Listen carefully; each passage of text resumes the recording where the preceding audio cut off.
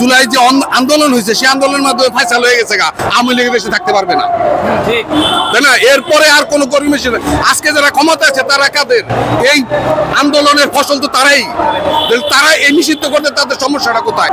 এদের মধ্যে এরকম বিষ ঢুকে আছে, সাপের বিষ এদের মধ্যেও ঢুকে আছে। আসলে সরকার একটা দ্বিধার মধ্যে আছে যে আমরা যদি রাজনৈতিক নেতাদের সাথে বৈঠক না করে আমরা একটা সিদ্ধান্ত নেই তাহলে পরবর্তীতে আমাদের একটা সমস্যা হইতে পারে। এই চিন্তা চেতনা নিয়ে তারা এখন গরমিশি করতেছে। আসল মূলত 24 জুলাই যে আন্দোলন হয়েছে সেই আন্দোলনের মাধ্যমে ফয়সালা হয়ে গেছে আওয়ামী লীগের দেশে থাকতে পারবে না, তাই না? এরপরে আর কোন কর্মী আজকে যারা ক্ষমতা আছে তারা কাদের? এই আন্দোলনের ফসল তো তারাই এই নিষিদ্ধ করতে তাদের সমস্যাটা কোথায়? তারাই তো বৈধ না হিসাবে, কথা ঠিক কিনা? হ্যাঁ, তো তাহলে আমাদের কথা হলো যারা স্বাধীনতার পরে থেকে বঙ্গবন্ধু নিষিদ্ধ করে না, আওয়ামী লীগ বাকশাল কায়েম করে নাই, তাহলে সেই আওয়ামী লীগের নিষিদ্ধ করতে সমস্যাটা কোথায়? সেইটা ধারাটা তো আওয়ামী লীগের মধ্যে আছে, সেই ধারা সংবিধানের মধ্যে আছে, কোনো সমস্যা নাই ইনশাল্লাহ। এই ছাত্রদের আন্দোলন যতদিন পর্যন্ত এই আওয়ামী লীগকে নিষিদ্ধ করা না হবে, এই ছাত্র আন্দোলনের সাথে আমাদের ইসলামী আন্দোলন চরমনায়ও পাশে থাকবে, শেষ পর্যন্ত থাকবে ইনশাল্লাহ।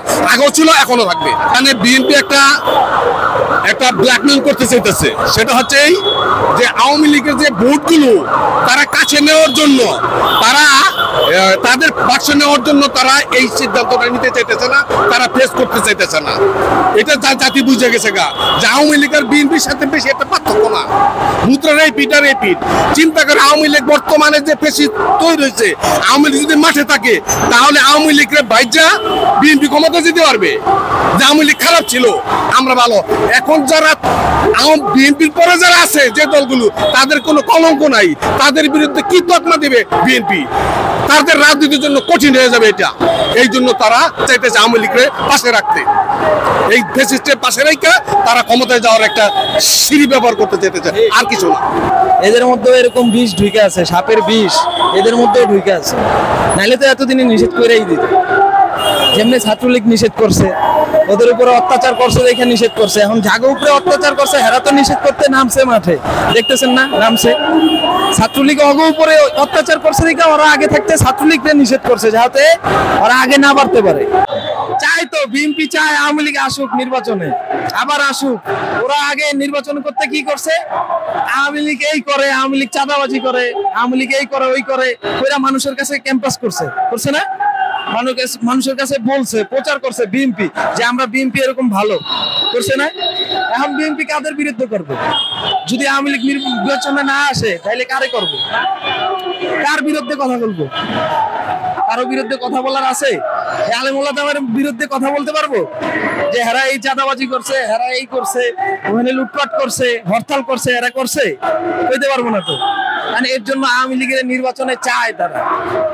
নির্বাচনে আসার পর দেখবেন আবার ছাত্রলীগও নিষিদ্ধ থেকে আবার বৈধ হয়ে যাবে কয়েকদিন পরে। এই হচ্ছে দেশের অবস্থা, বিচার নাই তো। আপনি দেখছেন আলেমুল্লাহদের এই পর্যন্ত বেরি পড়াইছে, এই মোটা মোটা বেরি, শিকলের কপ্পা, আর এগো দেখেন আওয়ামী লীগের যে কটারে জেলে নিছে বাইর করার সময় কি সুন্দর হাসে, হাসতে হাসতে বলে যে মুজিব আমাদের শিখিয়ে গেছে লড়াই করতে শিখিয়ে গেছে মুজিব। হাসে আর কয়, বুঝছেন? হেরা গেছে শ্বশুর বাড়ি, জেলে যায় না। আওয়ামী লীগের যে কর্মীরা আছে এরা সবাই গেছে শ্বশুর বাড়ি, আর আমাদের যে আলেম ওলামারা আছে যারা হক পথে হক কথা কয়, হেরা যায় কার বাড়ি? জমের বাড়ি, বুঝছেন? তো এরা নিজেরা নিজে মনে করে যে জমের বাড়ি আসি নাই, বুঝছেন? এর জন্য তারাও শান্তিতে আছে, আর যারা ওই যে শ্বশুর বাড়ি গেছে তারাও শান্তিতে আছে। তো সর্বশেষ কথা হয়েছে জোর যার, আমাদের দেশের ভাষায় বলে, মানে গ্রামের ভাষায়, মূল্য তার, বিচার মানি বড় তাল গাছ আমার, বুঝছেন? এই অবস্থা দেশে।